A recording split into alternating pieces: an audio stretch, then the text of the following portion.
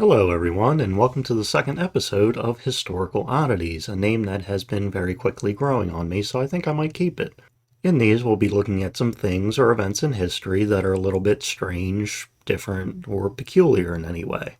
We'll stick with the same period of time as episode 1 and look at something in World War II, but this time we'll be looking at something in the Pacific Theater. Specifically, we'll be looking at the Imperial Japanese military and one of their weapons, a service rifle.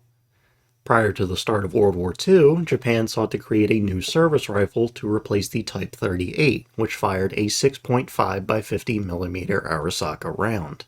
This round, originally made back in 1897, was considered to be underpowered when compared to the main rifle rounds of other major nations.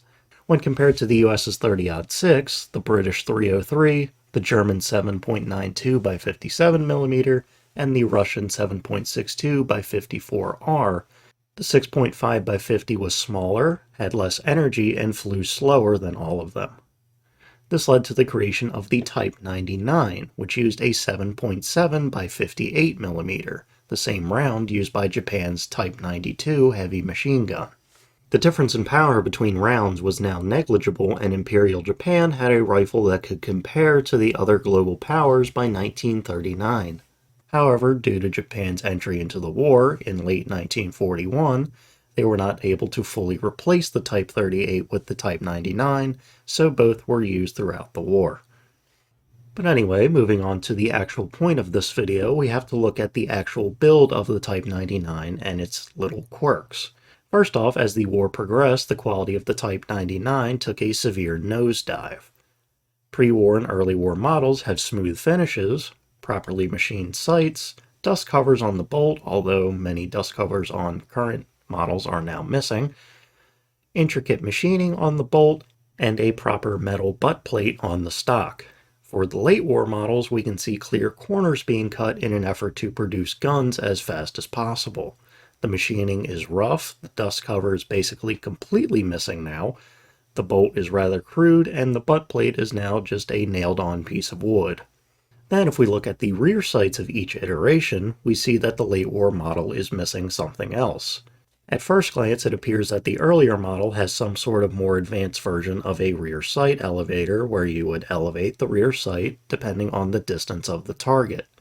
And yeah, I guess it could technically function in that way, but it had another explicit purpose. It was intended to be, and no, I'm not kidding, an anti-aircraft sight. The sight would be adjusted vertically by squeezing two little nodules where the sight ring is located, giving the user a way of adjusting for target distance. The two horizontal bars sticking out of each side would be used to compensate for target speed. The overall concept for this, given that the Type 99 is a bolt-action rifle and the rate of fire would only be something like 20 to 30 rounds per minute, would be that a group of soldiers would all fire at passing aircraft in a volley, sort of mimicking what a normal anti-aircraft gun would do. Now, as you can imagine, this concept is rather ridiculous. For one, anti-aircraft guns typically use much larger calibers, with Japan's own Type 98 anti-aircraft gun using a 20mm round, over 2 times the diameter of the Type 99 round. And by the way, the Type 98 anti-aircraft gun is its own interesting little design, as for whatever reason, they outfitted it with a 20 to 25 round magazine, meaning that while the gun technically had a higher rate of fire, it could only fire around 120 rounds a minute, making it rather underpowered for an anti-aircraft gun. Even the American M45 quad mount, which used a comparatively weak round for anti-aircraft fire, still used a 50 caliber round, which is 12.7 millimeters, which was almost twice as large as the Type 99 round, and the M45 was fully automatic with 4 individual guns, meaning it could fire around 2,300 rounds per minute. The firepower any unit using the Type 99 would get when looking at both caliber and rate of fire would be rather laughable when compared to most other things.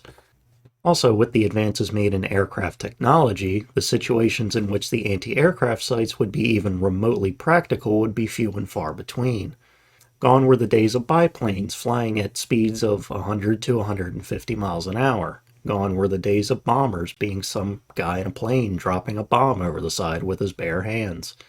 Single-engine monoplane aircraft flying easily over 200 miles an hour were here. Bombers carrying thousands of pounds of bombs, flying and dropping bombs above the clouds were here.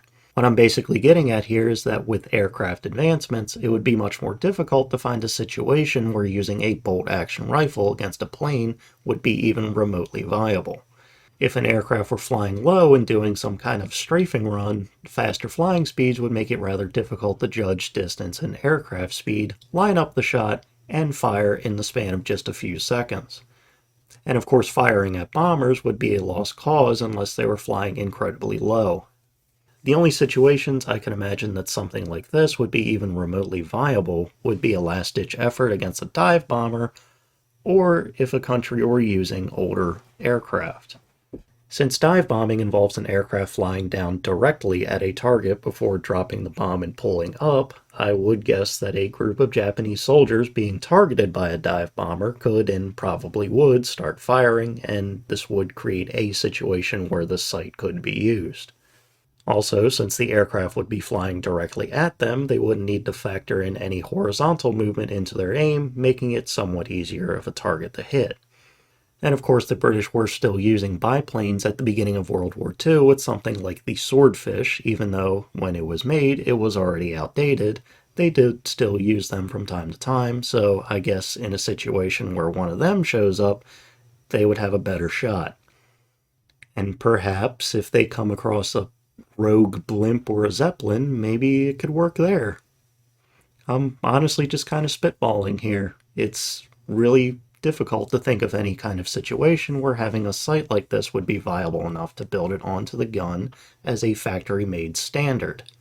I have not found any evidence regarding any successful usage of the anti-aircraft site, so it does look like it was effectively pointless to have overall.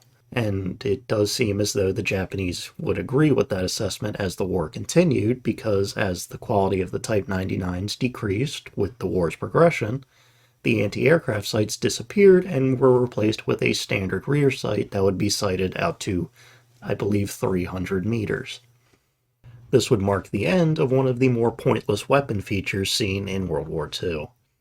Alright, and I think that should do it. A brief little history of the Type 99 and its rather strange rear sight. Of course, thank you all for watching the video. Be sure to like, comment, and subscribe. Hit the bell. I think there's a join button now too. I'm not too sure what that's about. I don't click strange buttons in case a spider comes out of it. You can join me back here next time for the next installment of Historical Oddities. I hope you enjoyed the video, and I hope you learned something. Alright, see ya.